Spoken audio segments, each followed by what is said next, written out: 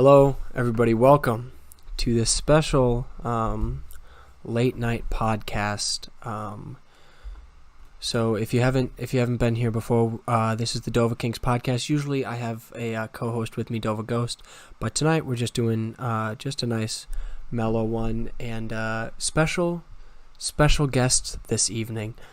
Tonight, we are joined by a 5-star intramural athlete, a role model, some might even say father to many, and a fellow Brendan Urie enthusiast. You may know him as DJ Sticky Feet. Please welcome Bubba Horton to the Dova Kings podcast. Bubba, how are you, buddy?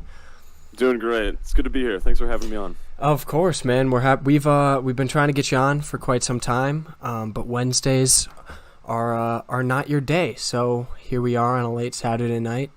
Getting it going with you. Gotta do what you gotta do. Yeah, you gotta Wednesdays do. Wednesdays are a bit busy. Sometimes school gets in the way. It'll happen sometimes. Not for Gates and I, because we're lazy, but beside the point. Yeah. So we've been trying to get you on for quite some time because you, just like myself, are a big music lover, and yes, I am. Have quite a few opinions about it, so we wanted to get you on and talk, and hopefully the viewers will enjoy it. So let's just start her off right off the gate. Give me just let us know about a little bit about your music taste.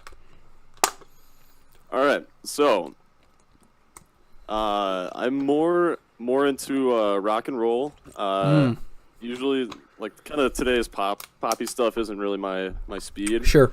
I have a big appreciation for singers and how they showcase their vocals. As I said earlier, a Brendan Urie enthusiast. Yeah, Brendan Urie enthusiast. Yeah, he's one of my favorite singers. Yep. But yeah, I love, like, sometimes I'll go on YouTube or whatever it is and try to find live acoustic stripped down versions of songs. Absolutely. Yeah, my background's more in the appreciation for the voice and then of course the instruments that go along with it. Absolutely. So, like, I'm not really into rap for like kind of synthesized pop music that you see a lot these days. Sure. Yeah. I mean, I'm just gonna bring it up because I know you love it. The live track of what's Haley? Is it Williams? Oh yeah, Haley Williams from Paramore. Oh my God, that, like, there's no music, it's just her voice, and you can't not appreciate that. Yeah, I find myself going back to that again and again. You have to. LaPointe says Bubba loves rap. Yeah, rap. I'm not really sure where you're getting that from. I like some songs, but in general, it's not my favorite. Yeah, no, I'm with you. Like, by far, like, the rap I find myself enjoying is more of, like, hip-hop rap, like artists like Chance the Rapper or even, like, Post Malone. Because I think that's more a little bit hip-hop. Or, like, Eminem. It's just, in my eyes, it's a different kind of rap than, like... Yeah, I like rap that tells a story. For sure. That's another thing. I do like looking into the lyrics and kind of the message that's trying to be sent. Absolutely, and I think that's, I mean, you and I both, like, we catch on to lyrics very quickly. As a lot of people know, if they've ever been in a conversation with us, we like to talk in song lyrics. Yeah. Specifically, 1985 and Walking in Memphis, a Mark Cohn original. Sometimes you just got to throw on the blue suede shoes, dude, and you just got to board the plane.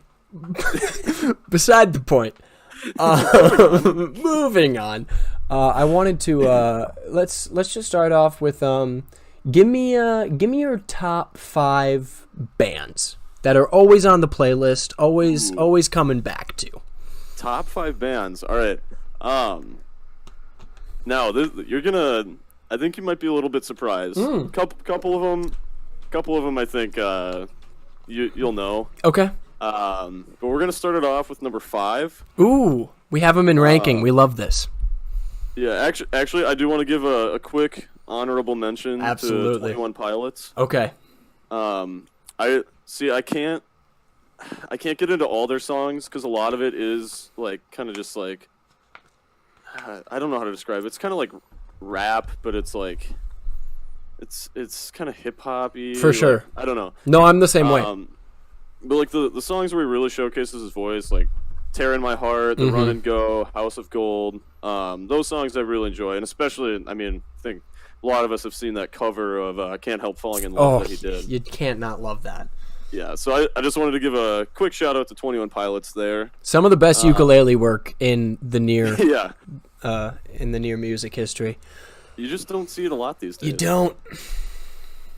But anyways, moving on to my number 5 spot, we actually have ABBA. A classic. Yeah, I put them on the list because, you know, I was doing some research earlier. Absolutely, we love that. And I think what stuck out to me about them was, one, the variety of songs that they do. Yep. And just like how bold it was for their time, because a lot of these songs, like, you didn't see anything else like it. Sure.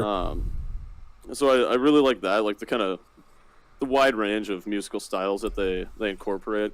Like, Absolutely. you go from like Dancing Queen, which like you can hear like at a disco, and then you go to a song like Chiquitita or One of Us, which pretty much play when you're looking out of a bus window in pouring rain. Totally. So I really appreciate that about them, and they have so much just raw talent. Yeah. A lot of great songs too. Like not one or two that you're gonna listen to. You can make a full playlist with just ABBA. Oh yeah. Or ABBA, excuse me. And I think what a lot of people have heard their songs, they just didn't know it was ABBA. Yeah, no, totally. That was something that I feel like figured out. I feel like a lot of them have been remade, and people don't know the origin of them. Also, a shout out for the follow right there. Not gonna say the name on stream, but what's up, bro? I appreciate you following. We love to see the follow. Name a little questionable. Name optional. All right, give us a number 4. Number 4, we have Bon Jovi. Ooh, okay. See, they that was a band I got into way back in the day when I was really young. Like I said, I've always loved rock and roll. Yeah. And I really appreciate one, Bon Jovi. Just like I've seen him like on TV, just like in interviews. Like he's just a stand-up guy. Yeah. His talent is undoubted. Oh, absolutely. And just the wide catalog of songs that they have. Like you have obviously "Living on a Prayer." Yep. The classic. "Runaway," "It's My Life," and then you got stuff like "Who Says You Can't Go Home," which is almost country. Yeah, truly. And he's just got a wide catalog, and they're all very catchy. Yeah, I gotta say, top 3 from Bon Jovi for me has to be "Bed of Roses." Just. Yep. Have you seen the voice performance of "Bed of Roses"? Look it up after this. I think it's a guy from The Voice Germany, I believe. Truly, I should write that down. He sings it like no other. I mean, it's no original Bon Jovi, but the man kills it. It's phenomenal. I know you'd enjoy it. Yeah, I'll check that one out. Yeah. Also, quick side. We love tangents on this podcast. On The Voice Germany, there's also a video of a guy performing "The Kill" by 30 Seconds to Mars, and it is heavy. Okay. Yeah, it's very good, and I highly recommend checking it out. I can't really understand what he's saying. That's fair. German, but you don't speak fluent German? I don't. Well, he speaks it. He sings it in English. Just thick accent. It's accented. Dude, The Voice is a great show. Talk about like showcasing just like pure voices. That show is phenomenal. Yes. Yeah. All right. It's very good. All right, moving on. Number 3. Oh, actually, one more point on Bon Jovi. Absolutely. Another great song. "You Want to Make a Memory." It's more recent. Okay. Very different from their other stuff. It's kind of a slower kind of ballad. Sure. But it's very good. Yeah. Highly recommend. Okay. Coming in at number 3, we have "My Chemical Romance." Ooh, MCR. Yeah, and the reason they're up there is, one, just the raw emotion that that comes with their music. Absolutely. Whether it's the backing tracks, just like the heavy guitars, and then you have Gerard, obviously, who puts his heart and soul into everything that he sings. Always. And just his voice, it always seems to be dripping with pride, sadness, just whatever emotion he's trying to convey with Absolutely. the song. You can really feel it when he performs. Yeah. I mean, So there. Black Parade is just all around a great album, let alone the song is phenomenal as well. But like, you have Teenagers, you have Fame. Am I saying Famous? Is that no? That's not one of the songs on that album. What am I thinking? Yeah, Famous is okay. Yeah. Famous Last Words. Famous Last Words. That's what it was. Okay. I mean that whole album is just like you said, raw emotion. It's phenomenal. Yeah, and I love Disenchanted is a song that a lot of people don't know about or don't like, but I really, really enjoy it. Yeah.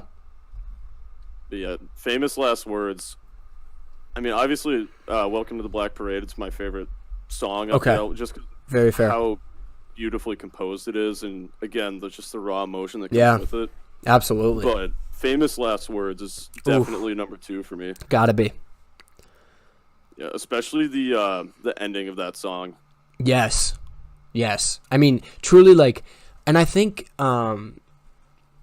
like, just that's what that kind of era of music doesn't get appreciated for, because people think of it as like punk rock, and I mean, it was punk rock. I shouldn't say they think of it. Yeah, punk rock, emo, just like stuff like that. Exactly, and so I think that they think that it's just going to be like I feel like that genre and like screamo get like mixed in a lot together. Even though like punk rock is very emotional, and the lyrics and just like the composition, I think some of the best music minds have come out of punk rock.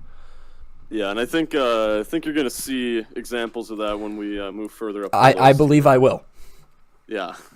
Let's. But yeah, I agree that a lot of people don't appreciate the kind of the songwriting and the composition behind those songs. Absolutely. They just hear the ones on the radio, like obviously Welcome to the Black Parade is kind of an exception because it is such a beautifully composed song and made it on the radio. But like examples come to mind are like The Middle by Jimmy Eat World. Oh, a great song. Just stuff like, and like The Anthem by Good Charlotte. Good Charlotte, absolutely. Yeah. Like, people just hear that and they're like, okay, it's good to listen to, but they don't really. It's a catchy song. Appreciate what goes into it. Yeah, and especially like, I mean, if you're a diehard fan of those bands, obviously you're gonna you know more about them. But yeah, definitely you hear it on the radio and you're like, okay, that's a good song, but I'm not gonna go look anything up. Also, some might say that the songs on the radio are okay. I'm just gonna say that. Wait, could you describe for me your taste in music? I have to say it's your face. I have to. Any 21 Pilots fans are going to understand that one. Yes, absolutely. All right, give us your number 2. All right, number 2, we have the man, the myth, the legend, Brendan at the Erie. It's just that's my number 1, and anybody who knows me will know that the man is. I mean, what's not to love? The man is my background on my phone. Just that. You wore a burgundy suit because of him. I wore a burgundy suit to prom in honor of Brendan Urie. Yeah. And have since in honor of Brendan Urie. Just like his charisma, his performances, like I'm just gonna speak on it as if it's just him, because at this point it pretty much is. Yeah, which is actually something that I do love about him, is like he is the last remaining member of that band, so it would be very easy for him to just call himself Brendan Urie at this point. But he's been a part of that band for so long that I do love to see that he still calls himself Panic at the Disco. Yeah, I think it's a cool homage. Well, I was just gonna say, I think it's a cool homage to like what once was, like what was the basis, where he came from. Exactly, like it is his history. Because he started it when I think he was like 18. He might have even been younger than that. He might have been. So I love to see the loyalty to where he came from. Yeah, I do appreciate that. I think it's like it's almost like it's his child, like it's something that he created, like Yeah. it's his, like he owns it, like Yeah. and it's just his way of kind of, like you said, honoring what he once was and what he is today. Absolutely. And I mean, you and I have we've seen him live twice, and like I guess you were. Well, I've only seen him once. You were there the first time. I apologize. You guys went without me the second time. I would have loved to get you there. Him live, like he puts on such a show. Oh yeah. He truly like is a showman in that way and an entertainer. While still, I think, having one of the best live voices nowadays. Yes, I would say he's top 5 all time in just raw vocal talent. He's got to be. And it's actually really cool to hear him speak on that and talk about how much he's worked for that. People compare him to Freddie Mercury for obvious reasons if you've heard his voice. But it's cool to see because Freddie kind of, from what I know about his story, was more just natural talent. And obviously Brendan has that, but like he has worked so hard to have the voice he has today. And even if you listen to the old albums, you can see how much his voice has grown, which I think is just amazing to hear and listen to. Yeah, because going on that, the first album, "A Fever You Can't Sweat Out," Yep. he almost sounds nasally. Like, Yeah. it's just very. You could tell it was written for the radio. Absolutely. And then you fast forward, like songs like "This Is Gospel," and then like even songs from "Vices and Virtues," which I know usually aren't played as much, but that might be my favorite album. It's a great album. But then you move on to things like "Dying in L.A." where he really showcases kind of the wide range that he has. Yeah. Yeah, absolutely. I think it's interesting to see that how that dynamic has changed. Yeah. BNJF, I am 20 years old. And what are you exactly talking about? We're just talking about music in general. So if you have any music topics or favorite bands or anything, feel free to pop them in the chat. I'm sure we will come back, Bubba, to Brendan Urie at some point in this discussion, but why don't you give us your number one band of your top 5? So my number one band, and I know you know who it is. I know what's coming. And I know Lap probably knows who it is, but it's Fall Out Boy. Fob. They were a band that I got into in junior high. It was about 8th grade. Yeah. And they just kind of had the whole package for me. Absolutely. They had a wide variety of music, going from their first album, Take This to Your Grave, to, at that point, their latest album was Save Rock and Roll. Yep. And pretty much everything in between. And just I love Patrick's voice. Patrick Stump's a phenomenal vocalist. Love the way he sings. I love, and he's the one that writes the music, and I love the compositions of the songs. Yeah, the instrumentals. But I think really what stood out to me was the writing. Yeah. Pete Wentz, the bassist, does the songwriting for Fall Out Boy, and I think he is phenomenal. Because whatever mood you're in, you can find a Fall Out Boy song that can match that. Like, if you're feeling kind of in the feels, you got "What a Catch, Donnie," which is my personal favorite song. Gotta be ever. Yeah. Say you're upbeat, like you want to get ready for a game. You got stuff like "My Songs Know What You Did in the Dark," "I Don't Care," "Centuries," "American Beauty," "American Psycho." There's so much to build from, and they also have songs where they just tell stories. Yeah. Like the song "You're Crashing But You're No Wave," which I'm sure most people have not heard of. If you listen to what they're saying, it's pretty much a recap of the book To Kill a Mockingbird, about a fixed trial and somebody that is being tried and convicted of something they didn't do. And then another song is "The Takeover, the Break's Over." Yep. Which kind of has a dual meaning. One way you could look at it is it's like, yeah, people change, like bands change, but that's okay.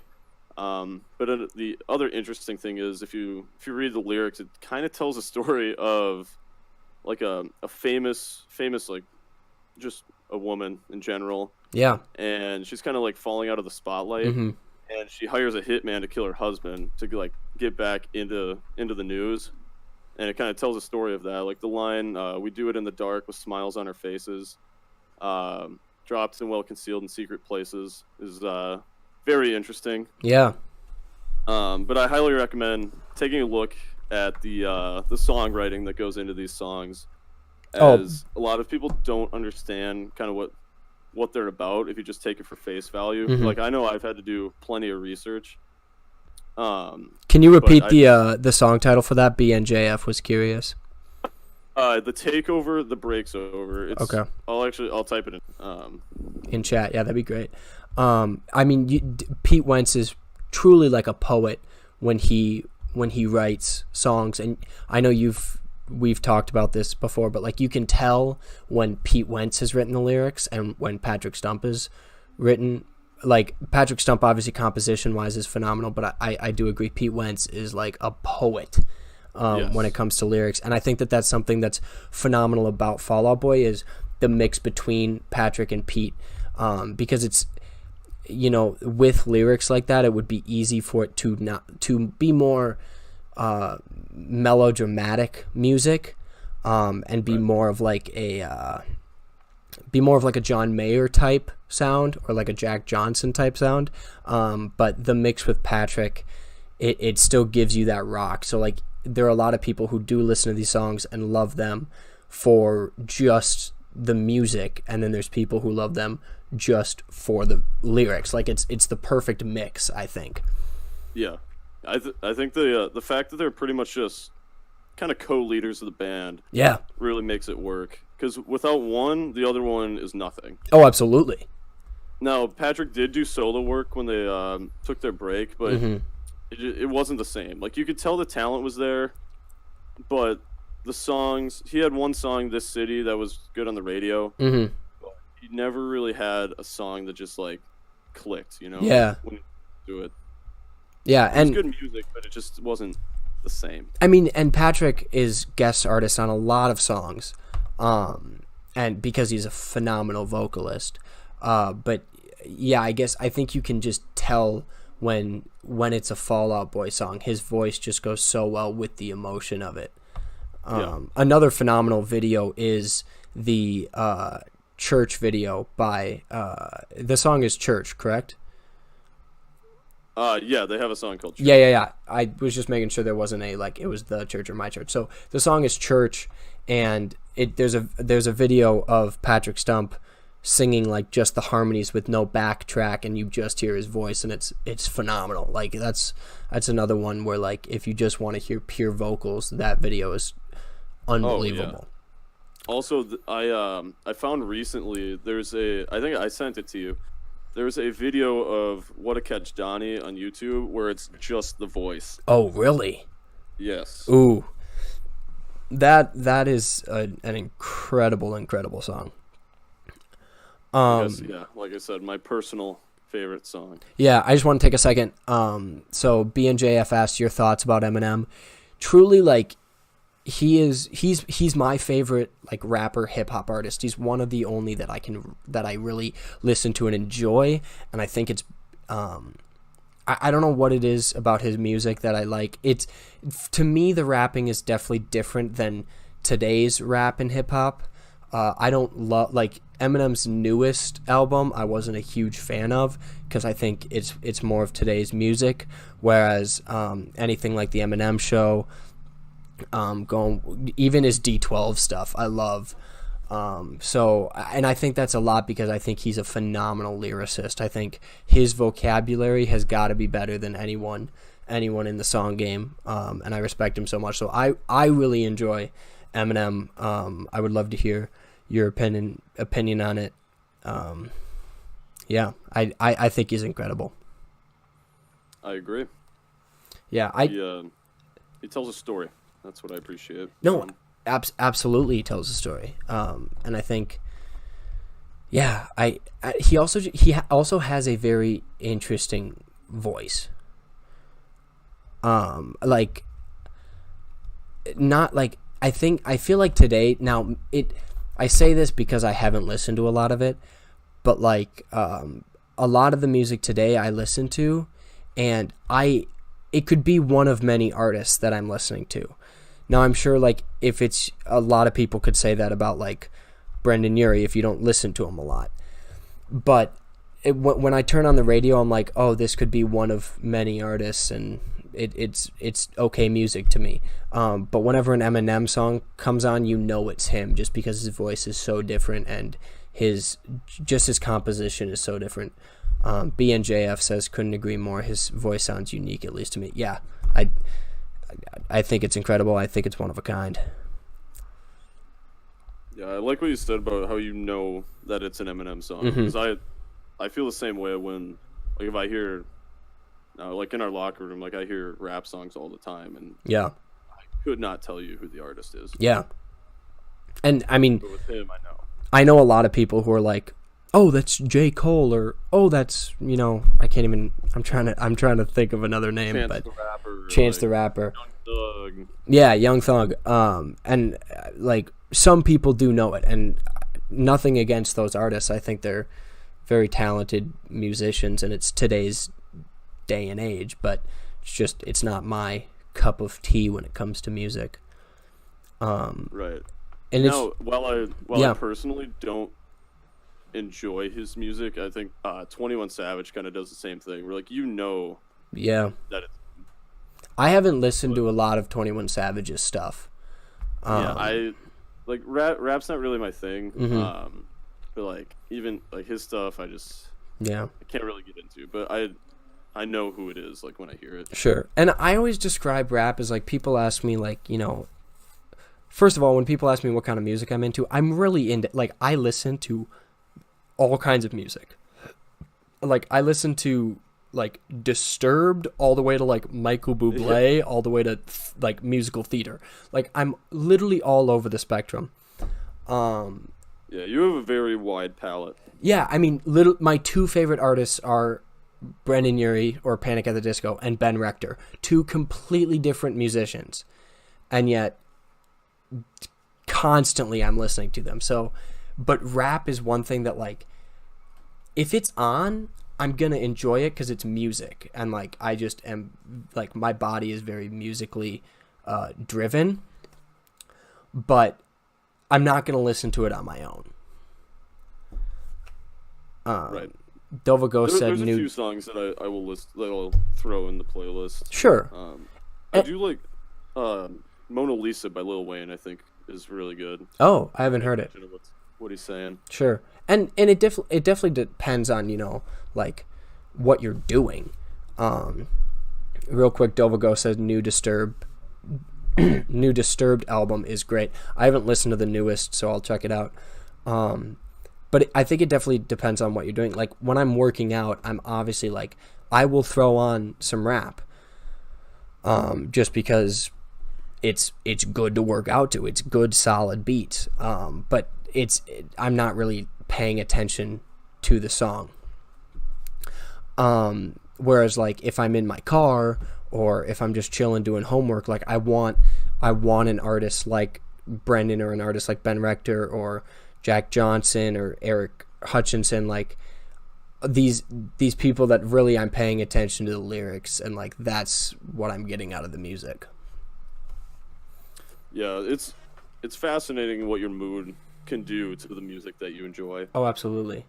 Like, I know personally, I have different playlists for different moods. Like, I have now this is a little personal, but sure. I have a playlist called Velo Music for basically when I want to throw the ball hard. Okay. And it's all like hard rock. Like, here, I'll pull it up for you now. Yeah. Give you some examples. But like, so I've got that, and I've got one for like feels music, just like general upbeat, and then like just general homework music, just stuff like that. Mm-hmm. But yeah, like when I'm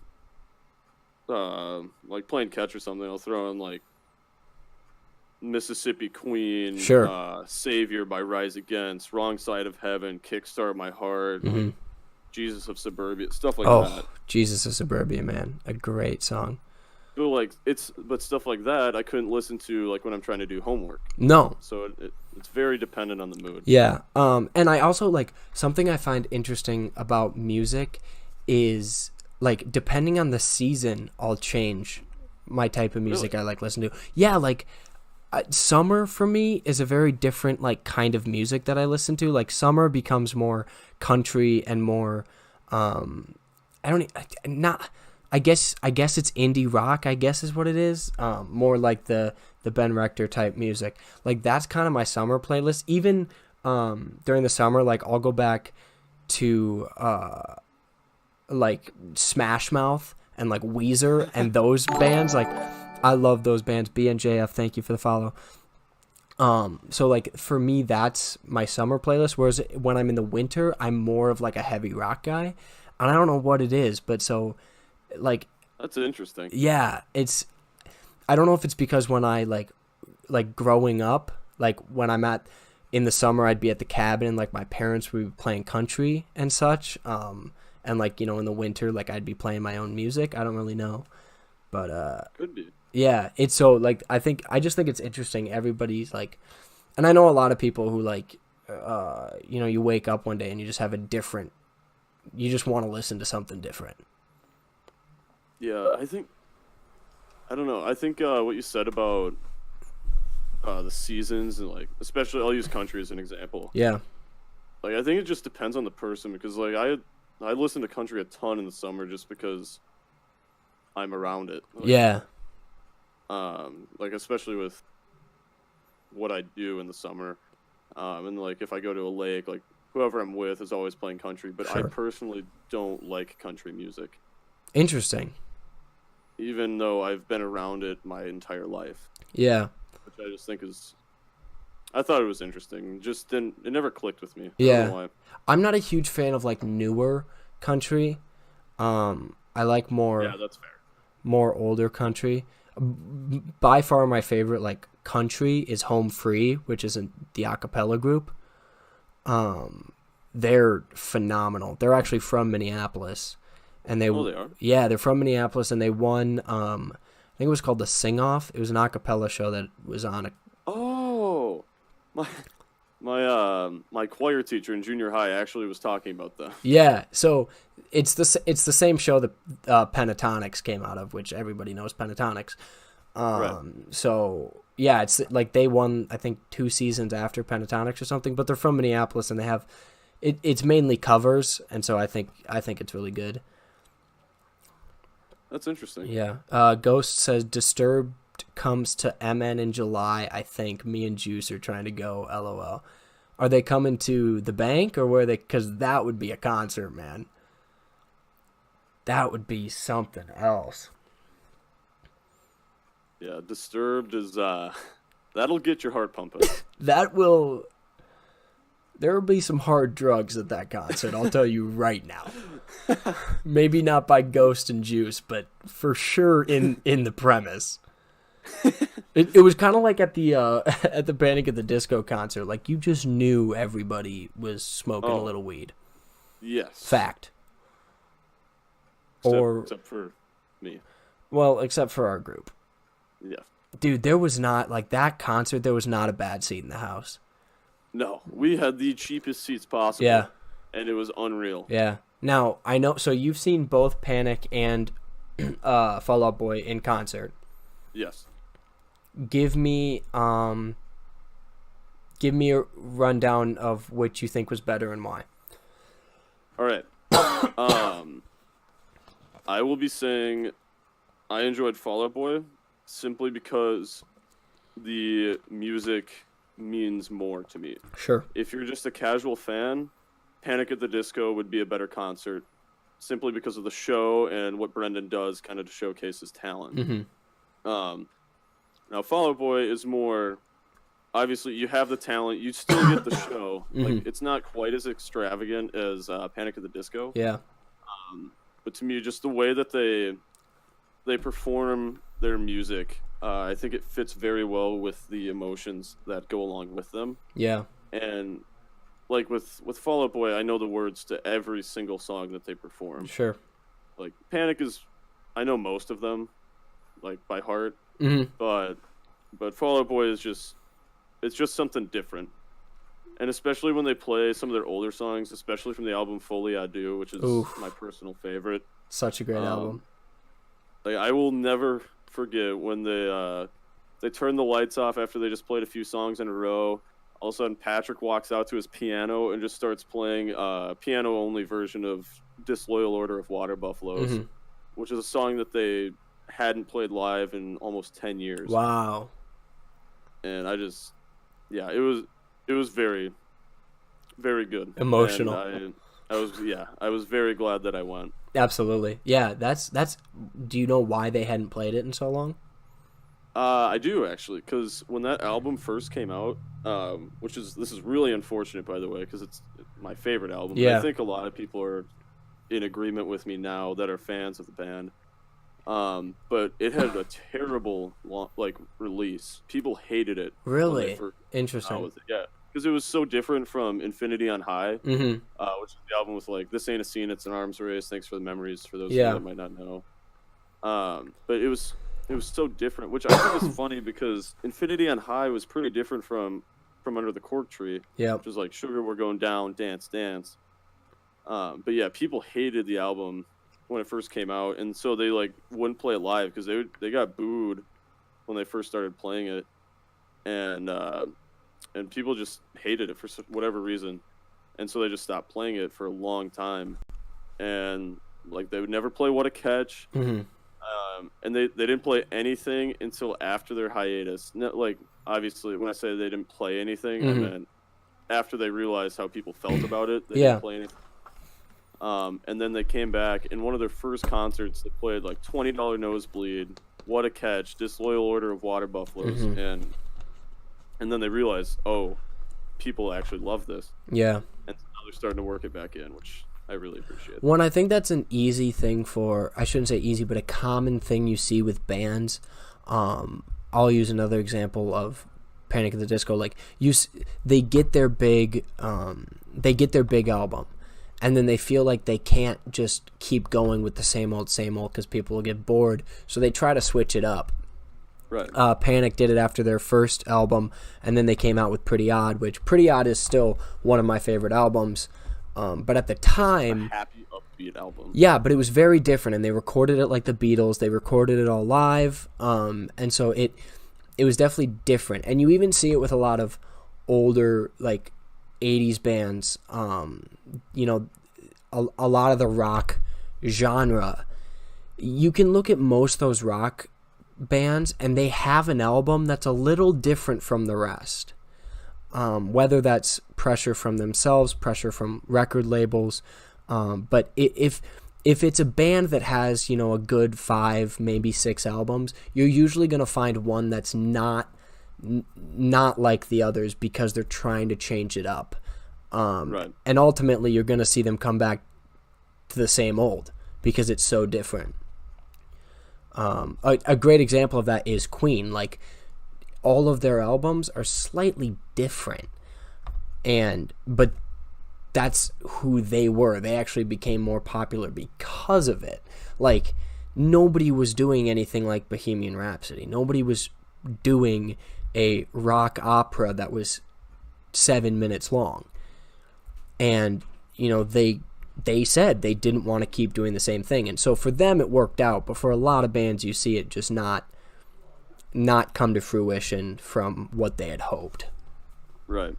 And I think that's what's so remarkable about both Fall Out Boy and Panic at the Disco is that their first albums are very much pop punk. Yeah. Like, and then their most recent albums, like, so for Fall Out Boy, they even have some electronic music, and they still have songs that are similar to what they used to produce. They've got some more pop stuff. And Panic at the Disco is like a complete turnaround. Oh, absolutely.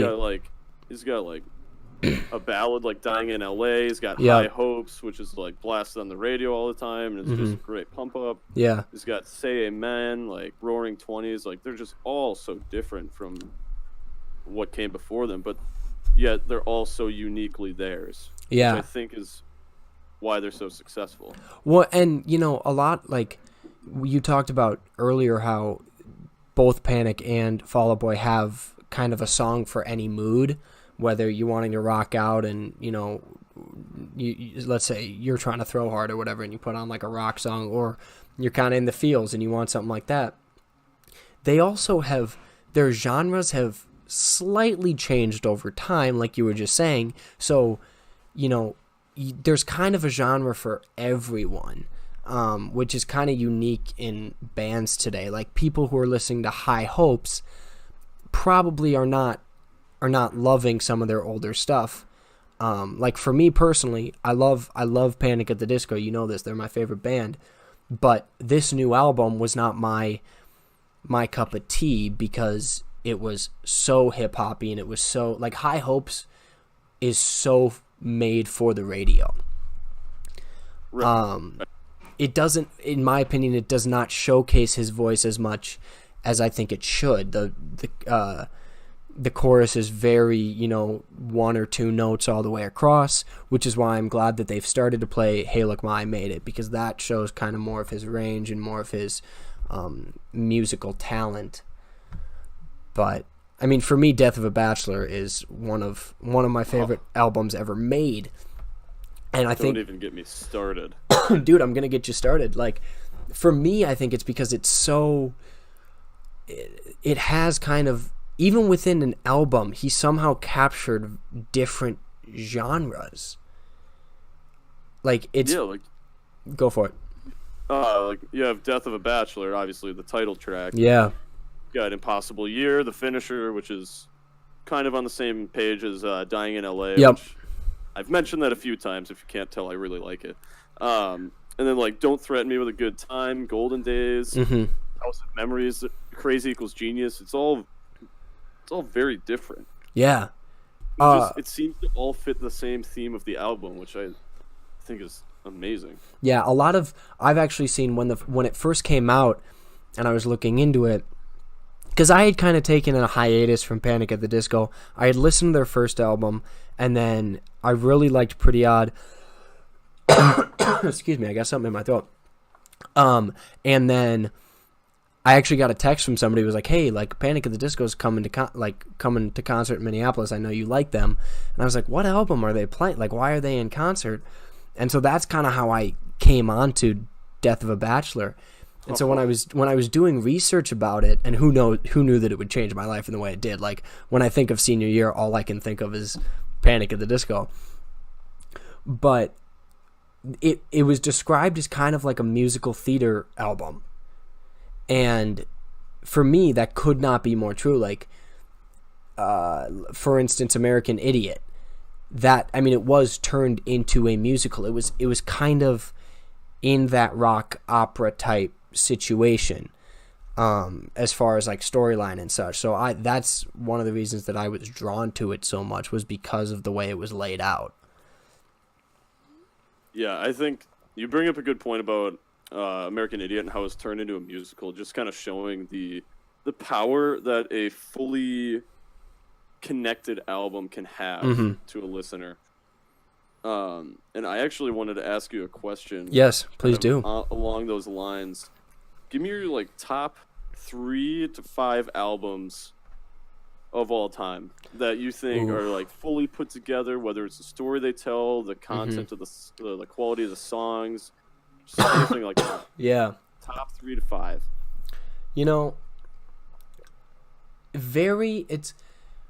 For me, it's a lot of newer albums. I actually have this list because I was going to ask you, and it goes along the lines of like, I put it as like 5 albums that I can fully listen through. I can just put the whole album on and not kind of skip here and there.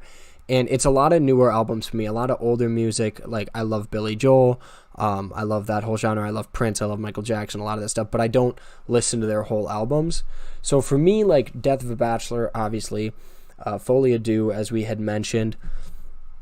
Timeless by Home Free. It's all covers. It's their newest album. It's all covers, but like every song on there, they make their own in such a way that I'm intrigued by every single one of them. Because they're all songs I've heard before, but I'm like, okay, it's just another cover. It's just another country cover. But they really, every single song surprised me. Everything Will Be Alright in the End by Weezer. That is that is actually the first album I ever just like turned on and listened all the way through. I love that album. You have songs like Everything Will Be Alright in the End, The British Are Coming, Eulogy to a Rock Band, which I love that song. And then you ended off with 3 very powerful ballads to that album, and I think that that's very well put together. And then any and all Ben Rector album I can listen to all the way through. I think he is a phenomenal lyricist and a phenomenal songwriter, and within an album I will be deep in my feels, and like the next song I will be, like wanting to sit by a bonfire with my buddies, like, or just like jamming out like with the windows down. So for me, a good album in my eyes is something that brings me through all the emotions. And so I think that those 5 albums do that in a matter of 7 or 8 songs, which I think is amazing. Yeah, I agree that is a that's a sign of a good album. Mm-hmm. That you can go through that range of emotions, you can have that variety of songs, and yet it all is connected. Absolutely. I think that's the big part. Yeah, and I mean, I actually do know that a lot of, even though I don't like listen to it, a lot of hip hop artists today do that. Like Post Malone, he very much is a hip hop artist that I can listen to. Like Beer Bongs and Bentleys has some really great just pump up songs like Rockstar, but then also on that album is Stay, and that song, man, that like as a rapper, as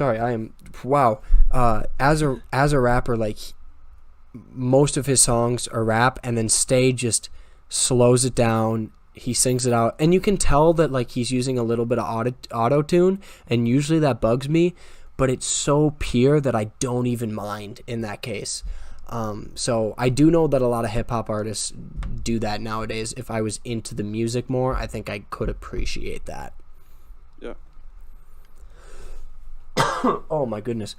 You all right over there? Dude, there's something stuck in my throat. So kind of going along, we were talking about how American Idiot became a musical, and I know that ABBA ABBA was in your top 5. Yep. So did that love for ABBA come from Mamma Mia? It did. Yeah, the only ABBA song I knew was Dancing Queen. Sure. Before I went to that musical. I feel like that's a lot of people. Yeah. And I know some people will be like, "Oh, you're not a real fan," yada yada. But however, when I went to the musical, I was so impressed by all of the songs that were not Dancing Queen. Mm-hmm. And then when they finally performed it, I went to the live performance of the Sure. musical. Yep. And I've also seen the movie, but beside the point. But then when they performed Dancing Queen, I was like, that's like my 5th favorite song from this musical. And so as soon as I got home afterwards, I was looking up all of their other songs, and it was like my eyes were open. I was like, oh my God. I always think that's cool how has this been? You hear one song and you're like, dude, I love this song. And then you dig deeper into an album. I was like, holy crap, like that's like my 3rd favorite song on the album. Like, even though that's the song I loved so much a week ago. That's actually how I got into Fall Out Boy. What song was it that brought you in? Well, it started with Sugar We're Going Down. Sure. And then I was like, because I was scrolling through my library one day, and I was like, oh, that's a good song. I'll listen to that. Listened to it, and I was like, who's that by? Because at that point, I had no idea who it was by. Yeah. Like, oh, Fall Out Boy. Like, what's that? So I clicked on him, and I just started scrolling. I was like, I haven't heard of any of these songs. I was like, oh, Thanks for the Memories. I heard that on the radio. Mm-hmm. And I was like, okay, maybe this is a good band. And then eventually I got to Folie à Deux. I didn't click on any other songs. I was like, oh, that's a weird looking album cover. It's in French. I clicked on it. If you don't know the album cover, it's a bear, and it's phenomenal. Yeah, and I clicked on, because I was looking through it. You know how like on iTunes it has stars next to the ones that are like considered popular for that album. Mm-hmm. I clicked on America's Sweethearts. Sure. And I was like, oh my god, like this is amazing. Like now I need to look through more and more of these songs. So I eventually listened to the entire album all the way through, and I was like, America's Sweethearts is my fourth favorite song on this album. Yeah. Behind What a Catch, $20 Nosebleed, and Disloyal Order of Water Buffaloes. I was like, wow. And now I have to go and listen to every single one of their songs. Absolutely. So I spent all their songs and like figuring out which ones I was into. Yeah. Which is most of them. Yeah, I mean, $20 Nosebleed is, I mean, I love that song because, first of all, it's a great song. Second of all, because Brendan Urie makes the appearance. People forget that.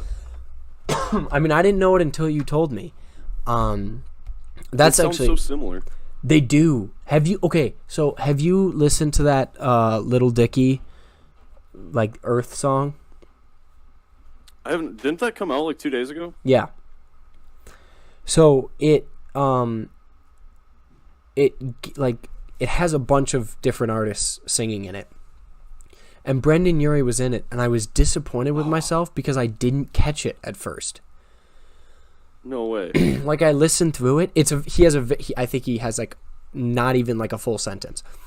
But I didn't catch it until I looked in the description, and it was like artists in this like song.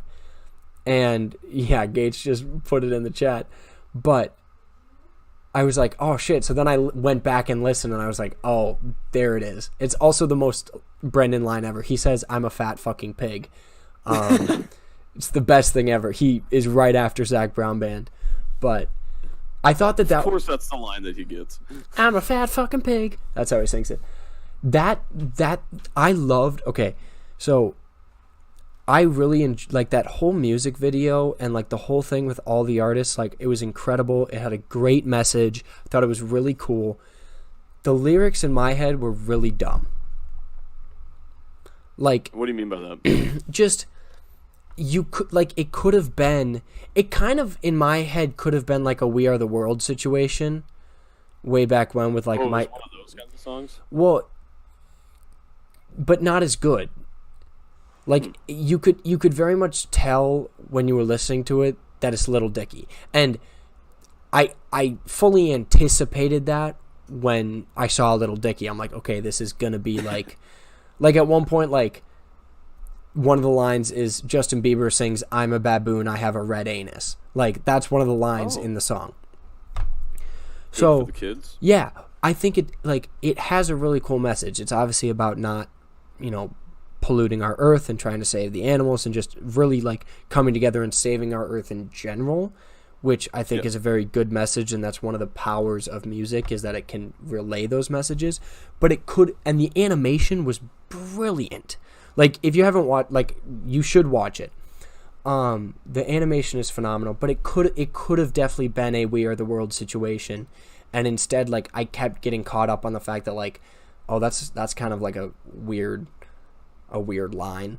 Like as much as I love Brendan Urie, the fact that his line is "I'm a fat fucking pig," like we could have made the song better. You know what I mean? Done some more with it. Exactly. Like it. I don't know. Have you ever seen the?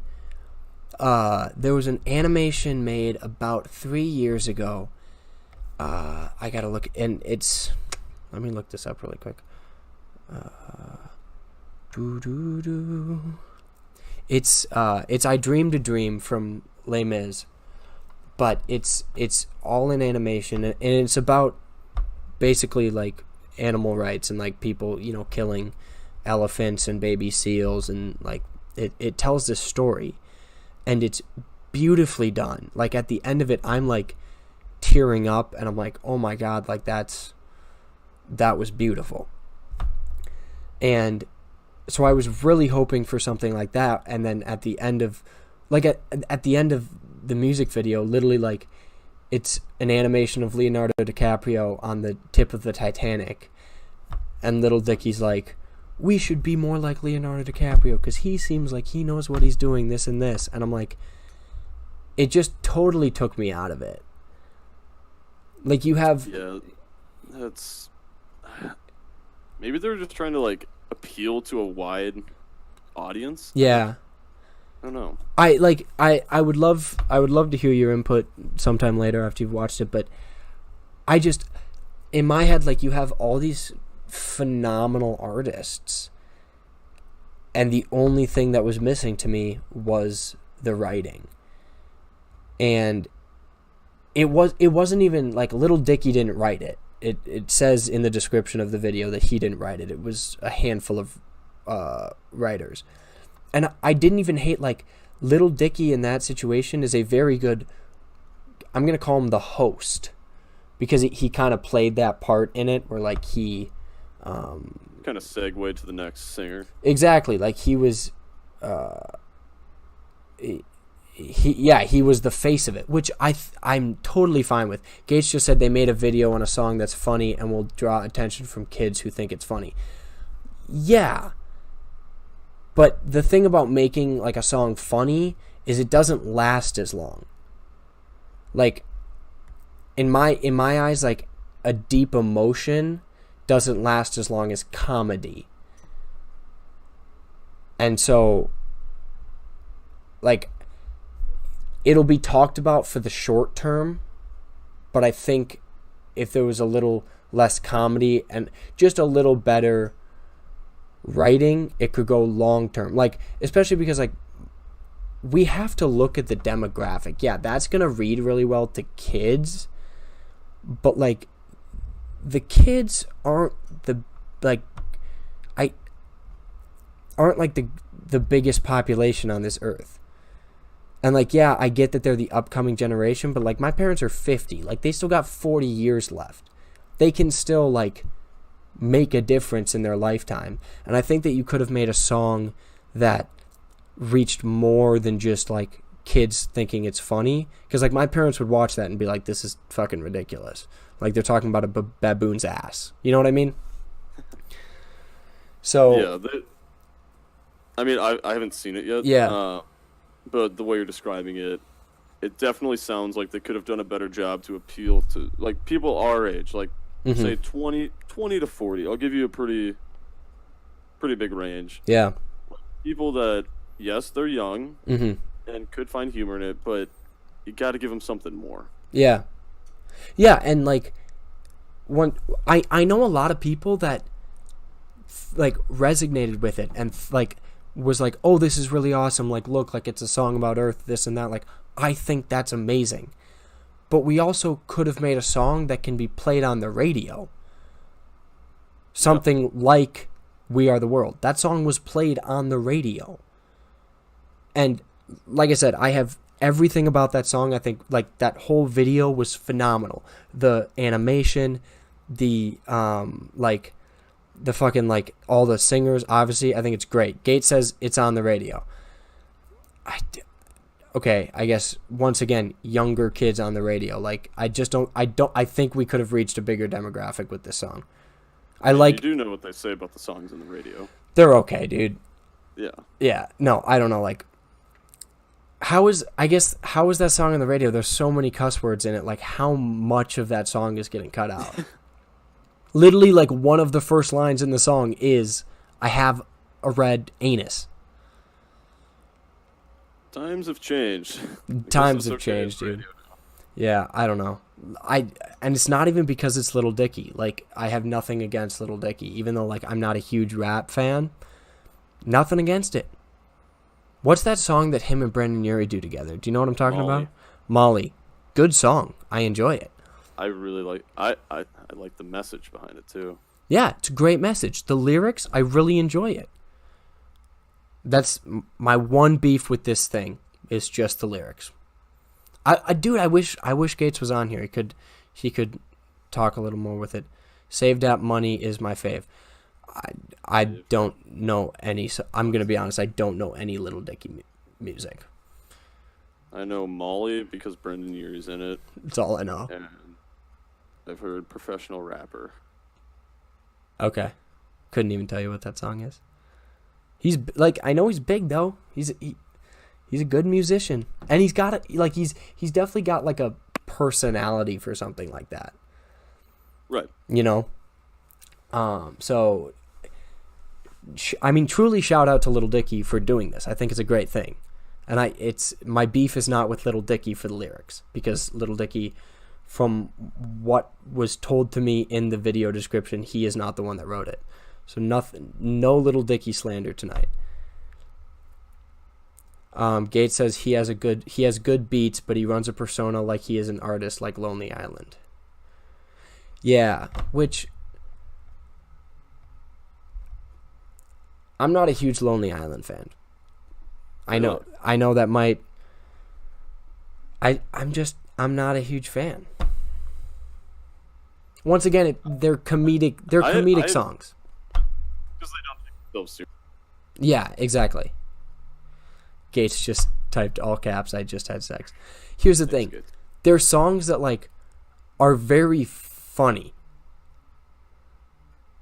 And AKA the ones Gates is putting in chat. And I just had sex. I'm on a boat. If they're on at a party, like, I'm gonna bump to it and be like, yeah, like, I'm on a boat. I'm on a boat. When you guys came over and we played I'm on a boat. Yes. Yes. Like, every time we touch by Cascade. Dude. 'Cause every time you touch, I get the feeling. So, yeah. I mean, and also, Andy Samberg's, like, phenomenal comedian. He's got a great voice.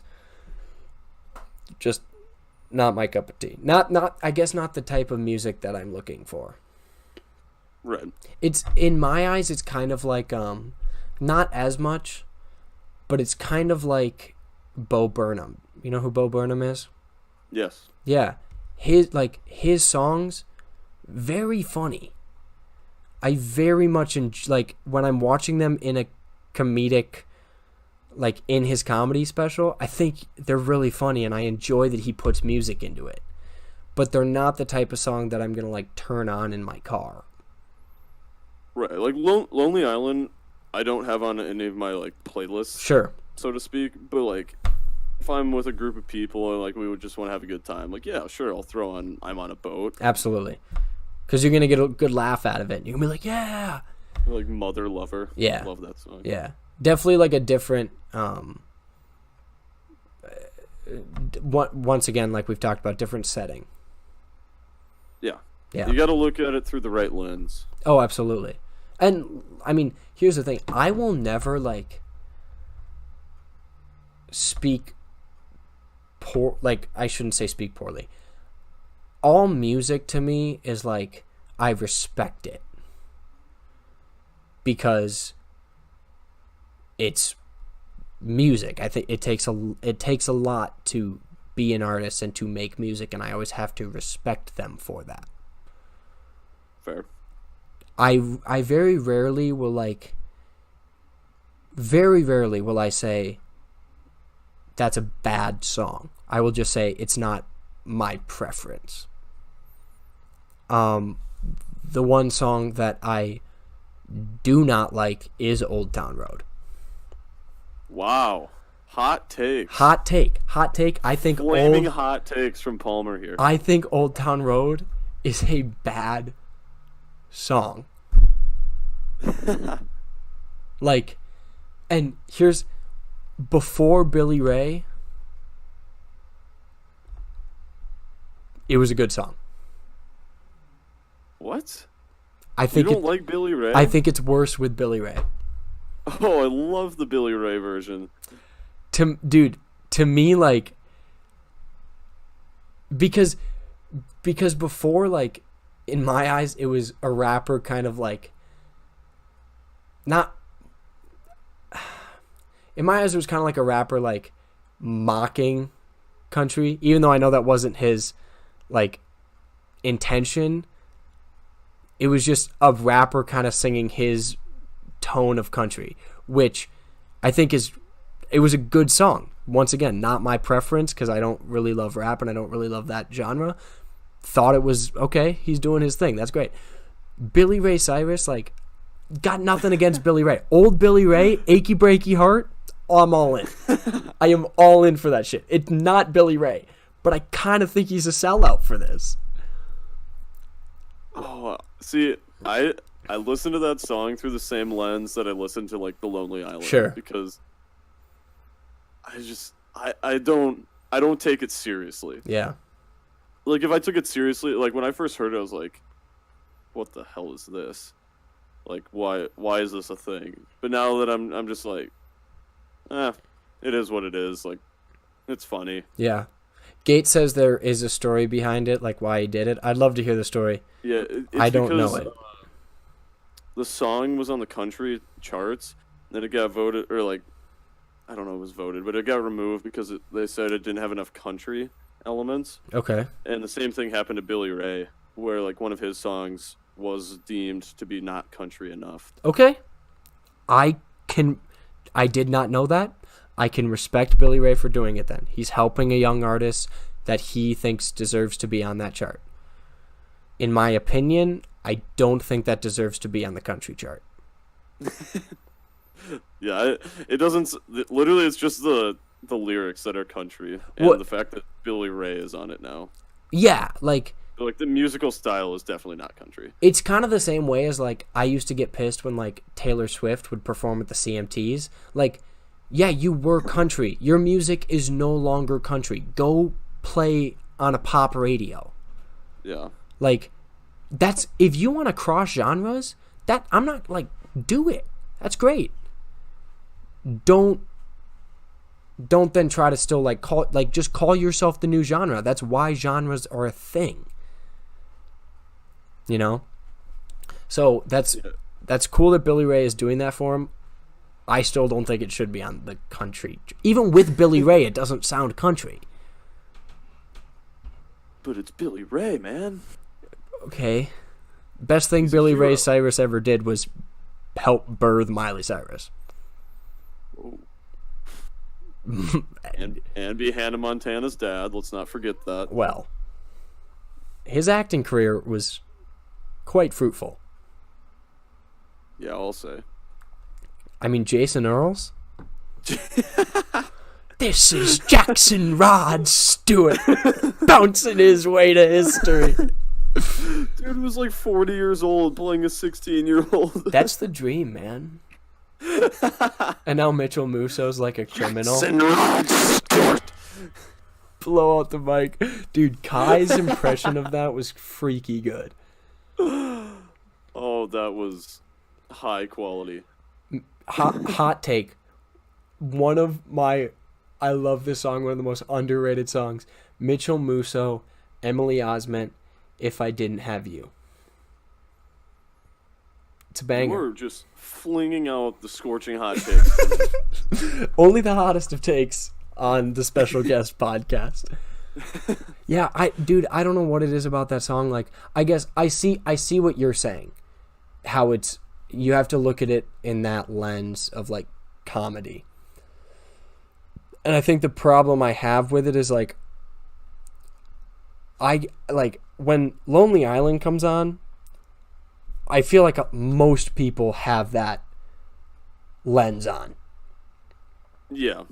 Whereas, I mean, even you can kind of tell by the song titles, like kind of what you're getting into. Exactly. And like if you know how Lonely Island started, like you know it's based off of like it's comedic music. It's good music, but like the lyrics are clearly comedic. Whereas like this is a lot of people like just really think it's like a banger of a song, and I'm like, I just can't get behind that. Yeah, it's not like something you play and you're like, wow, that's a really, really good song. Yeah. Gates says, it's one where you play and you're like, yeah. Gates says, I think I have 2 playlists that I listen to that have like 600 songs in them. I listen to them normally. How do you have playlists with 600 songs? See, I break my playlists up way, way more than that. Like, I have playlists with probably like 30 songs, and then I have a different playlist with a different 30 songs because it's different moods. Yeah, that's about what I'm rocking with. Like, 600 songs, man. LOL, the Jackson Stewart meme from last weekend. Dude, Lucas, that's what I'm saying. Like, Kai was too good at that impression. Like, Jackson Rod Stewart. I think Kai's been practicing at home. Don't at me. I'm just saying. He probably has. Like, he probably just sits in his dorm room like, when can I tell this joke? When can I tell this joke? It's kind of like when you find an impression you're good at and you just want to share it. Oh, my goodness. Like, here, so I'm going to just really randomly, but, like, just to show you how much of a jump I have with my songs. So, my top 5, like, my last 5 saved songs in my Spotify. I Got You by Train. In the Bayou by Lane Hardy. Hey, Lucas, thanks for following, man. Which, if you don't know who Lane Hardy is, he's a country singer from American Idol. Even if you don't like country, just, like, listen to it for his voice. His voice is phenomenal. Black or White by Michael Jackson. Ants Marching by Dave Matthews Band. And Birthday by Quiet Drive. Wow. Completely just opposite sides of the spectrum. And then I'll just like go put those into different playlists and such. But where was it? Quiet Drive I only found out about because they have an album called Your Track Our Take. And so they have like Carry On My Wayward Son, Africa, and then another song I can't think of. But like just the most, but it's like very, very different takes on the songs, which I love when I hear covers like that. It's like my boy Jonathan Young. Dude, give me your favorite Jonathan Young song. I'm gonna have to go with The Kill. Ooh, 30 Seconds to Mars. Okay. / Jonathan Young. Mine's got to be Duckburg. It's got to be DuckTales, no doubt. So if you don't know who Jonathan Young is, Jonathan Young is a heavy metal singer. Woo! He's a heavy metal singer that just does heavy metal covers of a lot of songs. And like I'm not a huge heavy metal fan, but like he's really good. Gates. Yeah, Gates says this is Halloween. Dude. Okay, so I'm sorry to everybody's ears that is listening to this now or later.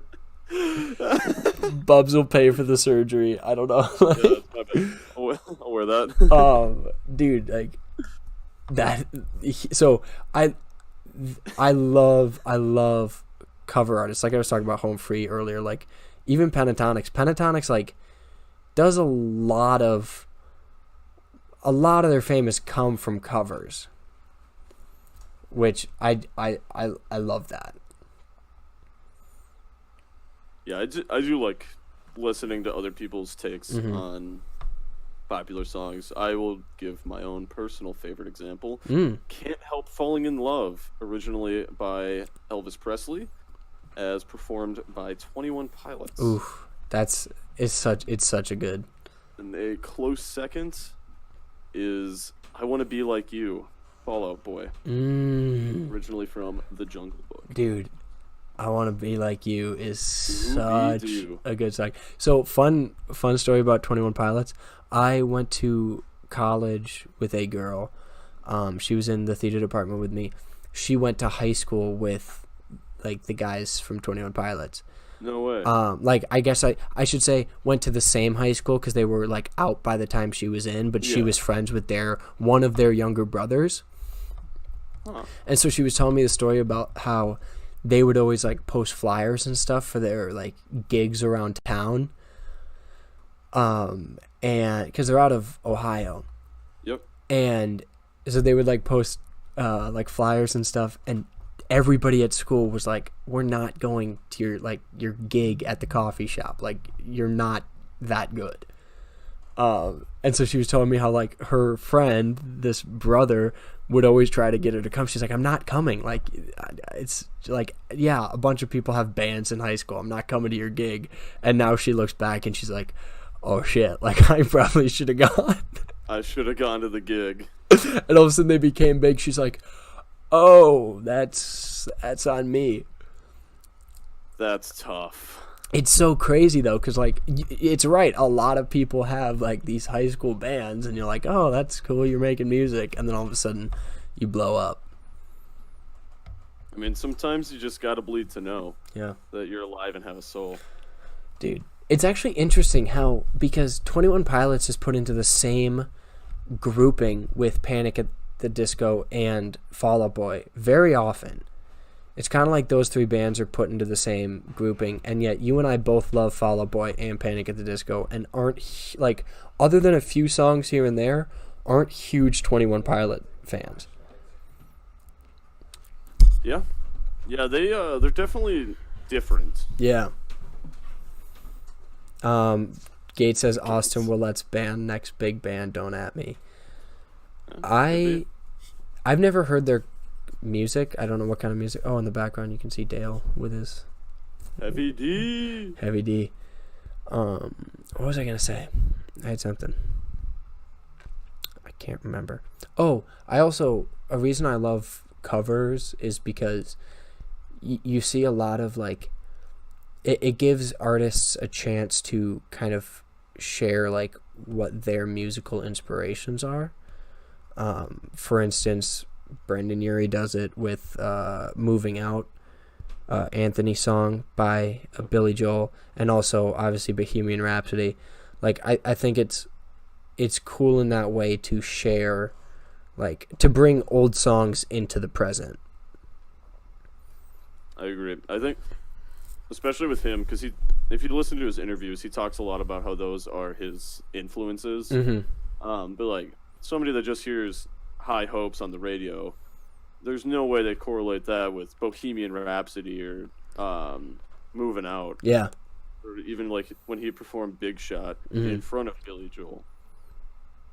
Yeah, I mean, and it's like, it's a great way to kind of keep those bands living in today's day and age. Like, for example, Bohemian Rhapsody is the first...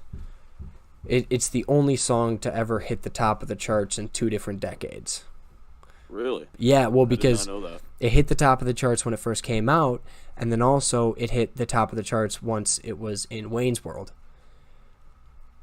So it was I didn't know that. That's interesting. Yeah, so because if you've seen, anybody who's watching, if you've seen Wayne's World, you know at the beginning, Mike Myers is obviously, and Dana Carvey are headbanging to Bohemian Rhapsody in the car.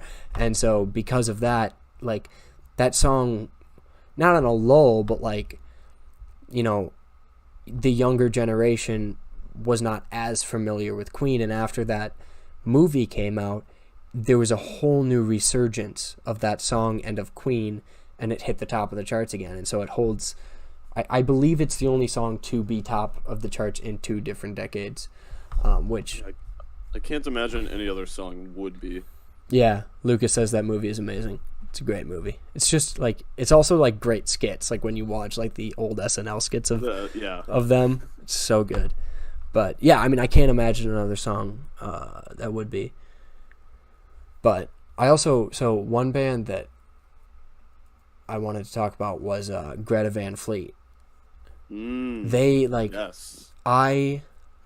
It's interesting, and I've had this conversation. If anybody watching doesn't know who Greta Van Fleet is, they are a new, like, very new rock band. They're 4 guys out of Detroit. The lead singer, when they started, was 18. Phenomenal talent, but they're very Led Zeppelin. Like, that was their inspiration. When you listen to him sing, you know he gets his inspiration from Led Zeppelin. Yeah, he sounds like Robert Plant. He sounds like Robert Plant, 100%. Which is a very, very good compliment to be getting. Yeah, not an easy sound to capture. at all. But I think it's really cool because, like, when my kids ask me, like I listen to my dad's music, which was 80s rock, and my mom's music, which is 80s rock, and I still listen to that music. Like, my kids will ask me, like, oh, what kind of music do you listen to? And I'll say 80s. I won't say, like, oh, this is my generation of music. And I think a lot of people are like that. A lot of people in our generation grew up listening to that 80s rock because of their parents. Mm-hmm. And so I think it's what Greta Van Fleet is phenomenal for is they give us, like, our generation's rock band. Their debut album, I remember I saw a video on YouTube, and it was they would play songs from that album Mm-hmm. as well as songs from Led Zeppelin's catalog. Yeah. And they would have, like, elderly people, like, try to pick who was singing, Mm-hmm. and they could not tell the difference. Yeah, it's crazy. And, like, they will go, Greta Van Fleet will go on and, like, have a very successful career. And I actually hope to see, like, the distance, like, from Led Zeppelin, not, like, obviously disappear completely, but, you know, have them settle into their own shoes a little bit. So they do become, like, Greta Van Fleet instead of becoming, the band that is just like Led Zeppelin. But I think it's really cool that we now have, like, we have that band that, like, our parents, like, oh, we, like, you know, grew up listening to Led Zeppelin. We can now be like, oh, we listen to Greta Van Fleet. I think it's really cool. Also, Dane Ewell, thank you for the follow. Appreciate it. Shout out Dane. I also find it very interesting how first of all, a lot of those 80s rock bands and just, like, that generation of bands is still touring. Yeah. Actually, I think they just stopped touring, but Motley Crue, just saw the Dirt on Netflix, their documentary. Oh boy. Very good. I haven't watched it yet. I actually watched it 2 nights in a row because naturally Shauna was over, so her and I watched it. Mm-hmm. I'm part of the Kiss Army, man. Kiss still tours. I still get emails from the Kiss Army. As you should, dude. You got to know what's going on. Guns N' Roses still tours. Bon Jovi still performs. Yep. I mean, Journey tours. I saw Journey in Minneapolis. They have a new, like, Vietnamese frontman that sounds just like Steve Perry. Oh, he's phenomenal. It's insane. He's absolutely phenomenal. The Doobie Brothers were actually in that same concert. It was. I just throwing it back. I know Styx shows up to Grand Casino every now and then. Dude, we gotta find just, like, a good Grand Casino, like, band, and we gotta go down. The interesting thing about when I saw Doobie Brothers is obviously Michael McDonald is not a part of it anymore, but you could tell when you were listening to them, they had at least 2 guys singing the harmony that Michael McDonald once, like, would make famous.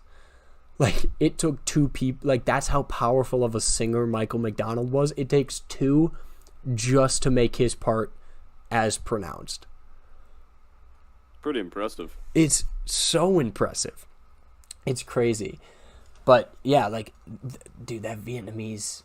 I wish I knew his name. That Vietnamese singer that sings with Journey now is unreal. He's so good. So good. I'll be interested to see how long, like, our generation of bands continues to tour. And, yeah, like, I don't know. I feel like it's so geared for, like, you need a young singer to, like, promote that image. Mm-hmm. And, like, I could not see, like, a Taylor Swift touring into her 40s.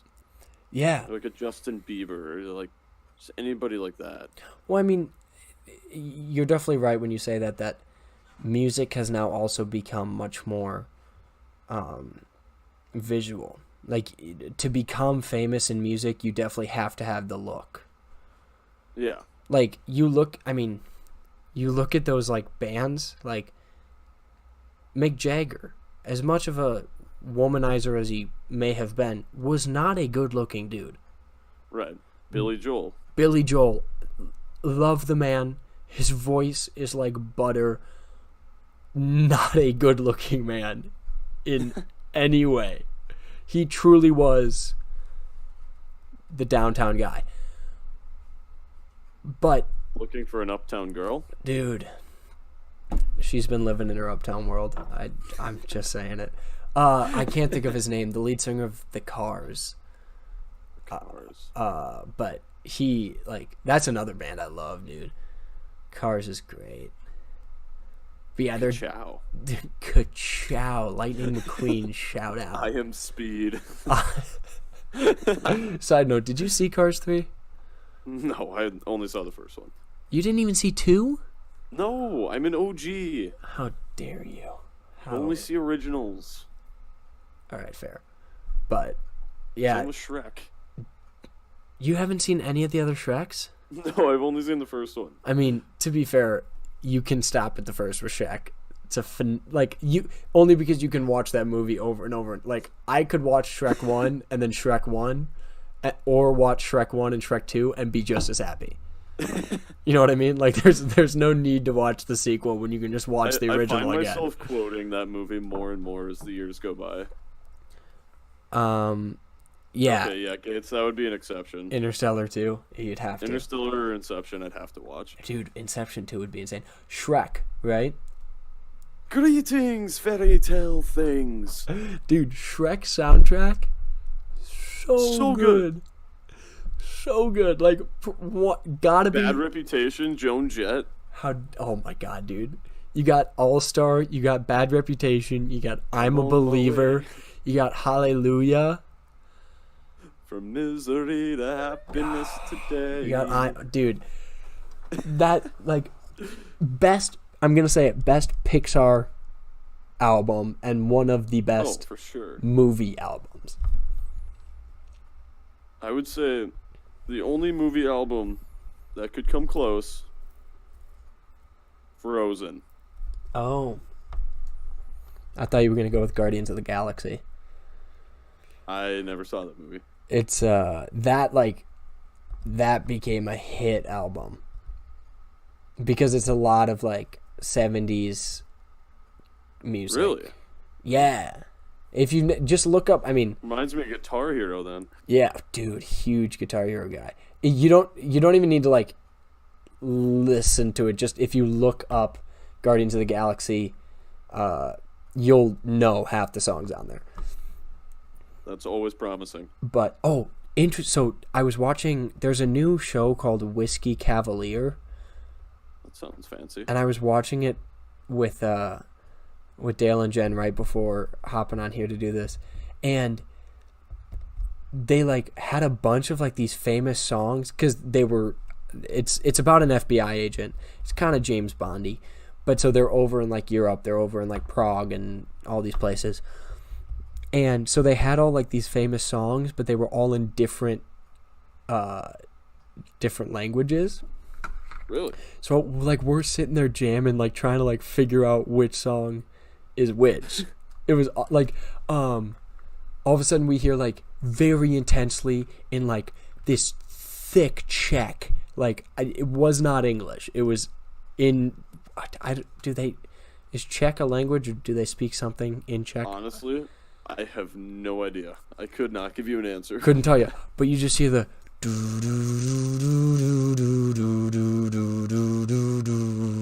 We'll paint it black. And so Dale and I are sitting there banging our heads da da da. We were trying to figure out what it was. I was I know it's in Guitar Hero. Yeah, I'm gonna be shredding some Guitar Hero after this.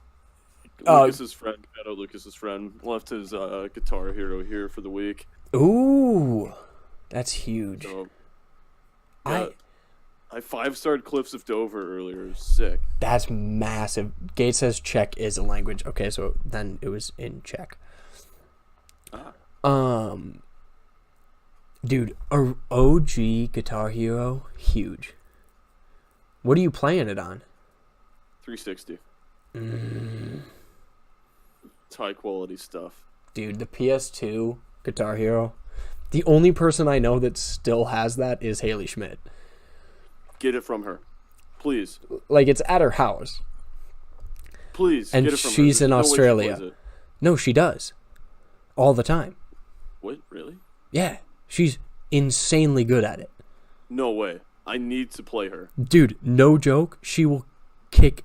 Like, I mean, I'm not that great. But, Bubba, this summer, like, we will go over to Haley's house and we'll do a little duel between you two. What difficulty does she play on? I think some songs she plays expert. Yes.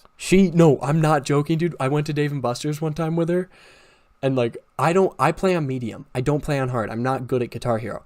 I just play it for the fun.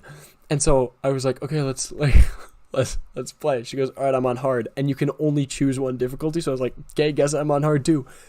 Got my ass whooped, dude. That girl knows how to play. Palmer. Dude, we'll go over to her house and play this summer when she gets back. Yes. And she has like every single please one. Text her right now and tell her I want to play her in Guitar Hero. Okay. What time is it in Australia right now?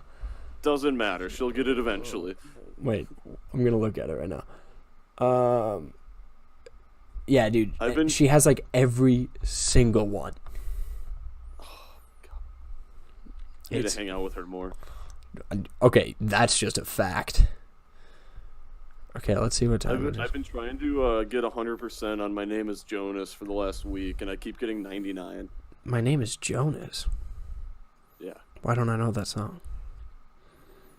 By Weezer. Here, we're gonna do this. We're gonna go to. I don't know what part she's in. Oh, it's middle of the afternoon. Okay. We'll message her right now. Yes. Let's see here. We That got is some high quality stuff. Dude, it's huge. Oh, dude. Okay, where is she? Where is she? Here we go. Bubba requests a duel in Guitar Hero when you return. Yes. That's a duel I need to see. She'll probably destroy me, but it'll be good, clean family fun. Dude, so I was over there playing with it was me, Anna, Blazner, Emma, and Haley, and it was competitive. Like, as it should be. That's the only way to play. Emma and her were going back and forth. There's no way Emma is good. Yeah. What? Emma's like a solid, like, hard difficulty. No way. Yeah, no joke. I didn't think she had it in her. I'm really proud of her too. It was something else, dude. I'm gonna actually ask her about that. Please do. I'm sure she'd love to come come over and play with you. I was gonna say she lives here. Yeah, I was gonna say come to the U, but she lives at the U. This is fascinating. I'm learning a lot tonight. Wait, so what Guitar Hero was on 360? Currently we have Guitar Hero 3, Mm-hmm. Guitar Hero World Tour, and the Van Halen one. Ooh, Van Halen. Which one do you play in the locker room? 3. We also have World Tour. World Tour is a good one. I like the new guitar. Like, I have the one for Xbox One, and it's not like green, red, yellow. Yeah, I don't know. Blue, if I feel orange. Like that. It's now like 3 on top, 3 on bottom, and I really like it. Like, that was my problem with hard, was like shifting my fingers over to orange. I always struggled. So like on this one, it's much easier for me to like just go up and down than like to go all the way down. That's fair.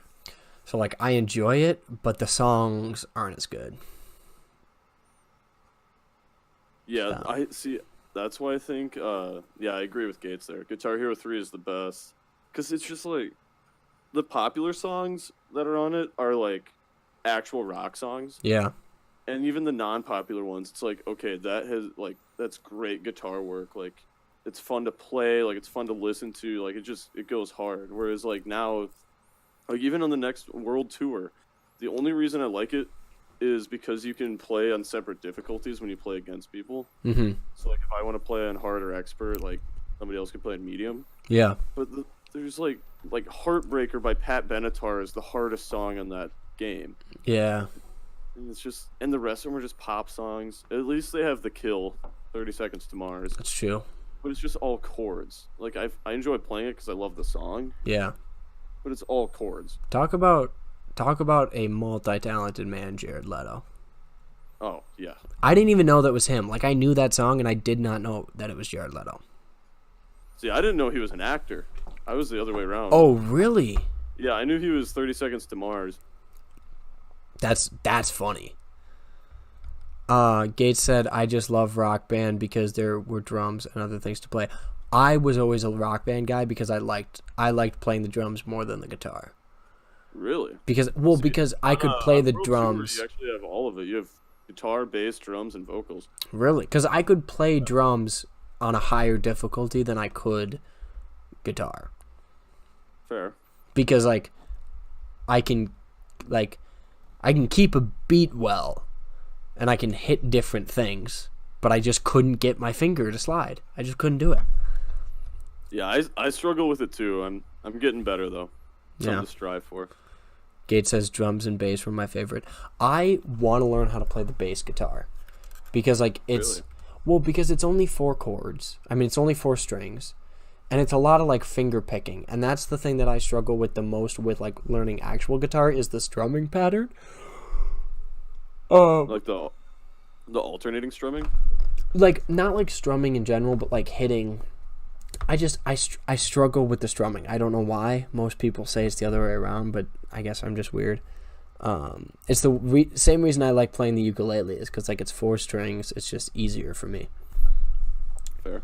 But the problem is my fingers are how to play guitar again. I started taking lessons. I could play basic chords, but oh really? Yeah. Yeah, I need to learn how to play an instrument. Hopefully. I feel like there'd be something to do this summer, especially when I have a lot of downtime. Yeah, because you'll be in Fondy. Yep. Yeah. Back to the lack, baby. Oof, love that. I want to learn how to play piano and guitar. If I could learn one instrument, it would be drums, but it's obviously it's first of all expensive because you have to buy a drum kit. Right. Guitar is I think the best because especially also being a vocalist because you can bring it. It's the most mobile. Yep. Well, and it's you can play melodies. Yeah. Stuff people are gonna understand. Yeah, absolutely. You can even just play chords and a lot of people will know it. Right. Because that's what a lot of songs are. Yeah. Yeah. People don't remember them for their guitar solos. Well, have you ever seen The Axis of Awesome, I think is their name, the 4 chord songs? Yeah. That's the perfect example of how many songs are played on 4 chords because that's what's memorable. Right. There's something about the way we hear sounds that that's pleasurable to us. Keep that in mind. But I want to learn the bass, but also it's not easy. I shouldn't say it's not easy to be a bass and a vocalist, but it's because bass is usually not the lead, the melody. So you're usually singing on an offbeat of what you're playing. From what I've heard, at least from people that I know that play the bass guitar, so that would be kind of a difficult aspect to it. Yeah, that makes sense. The guitar, regular guitar, is just, I feel like it's the simplest option. Yeah. Yeah, ukulele I've tried too, but I can play some songs, and then as soon as I that's the other hardest part is playing and singing at the same time.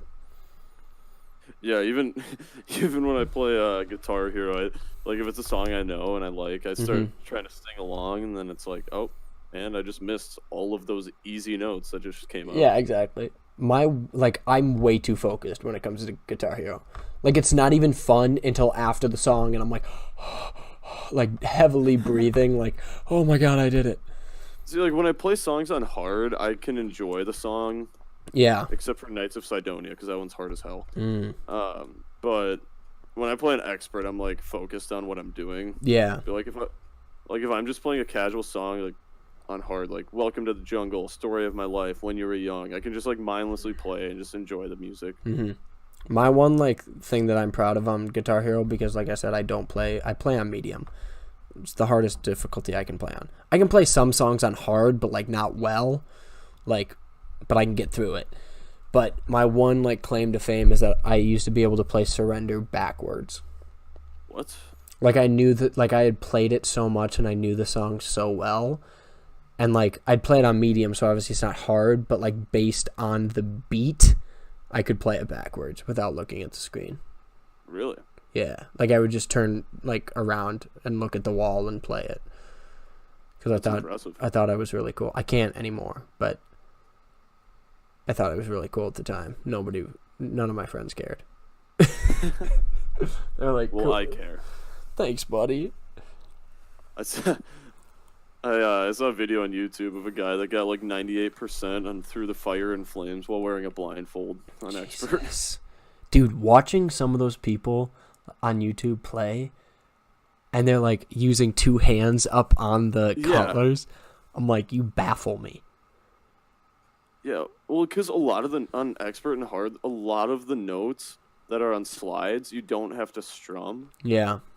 So like they can but you have to hit all of them. So like if you put both your hands up, you have to hit all of them. Otherwise it resets, and you'd have to like strum with your elbow or something. Dude. Yeah, like they like hit it once and they're like. Memorize them. Yeah, it's the only way. You can't like sight read that. Like nobody can go into one of those songs first time and just nail it. You have to play it so many times. Like Cliffs of Dover, I would get 3 stars, and it was just you just hear screeching guitar the entire time when I first started playing it. And then today I got 5 stars. Like it was like 175,000 points or whatever it was. Like good score, and I hit like 98% of the notes. Wow. So I gotta ask, when you strum on Guitar Hero, do you strum up and down? No. Okay. I can just never down. train myself to do that. Yeah. The only time I do it is when it's like the notes that are literally just right after each other and you don't have time. Yeah, you just have to like spam it. Yeah. Yeah, like on Knights of Sidonia. Yeah, no, I could never get that whole up and down thing. And like people who like play actual guitar, I know do it sometimes, because they're like, that's how you play guitar. But like I always just straight strum down. Yeah. It's all I can peasants. do. We are peasants. It's fine. We knew this. It's okay. We're just not cut out for some things. It's true. That's why you're an athlete, and I'm living in my parents' basement. And I'm employed. That's what I always go to. But alrighty, so it is approaching 11:30. I shouldn't say sadly. I have to get up in the morning to sing at church for Easter Sunday. Ooh. But so I have to get up early. So I'm going to have to cut it here. Understandable. I'll go shred some Guitar Hero. I'll let you know how that goes. I'd love to know. We thank you so much, Bubba, for coming on the podcast. Everybody, DJ Sticky Feet. I'm gonna type it in the chat. Definitely go check out his channel. He's got some great content. Oh yeah. But thanks for having me. It was fun. Absolutely, dude. Anytime you want to come on, let me know. We'll make another one. Yeah, it was a good time. I'll talk to you a little later, buddy. All right, sounds good. Thanks again. Yeah. So thank you guys. Thanks everybody for watching. We really appreciate the support.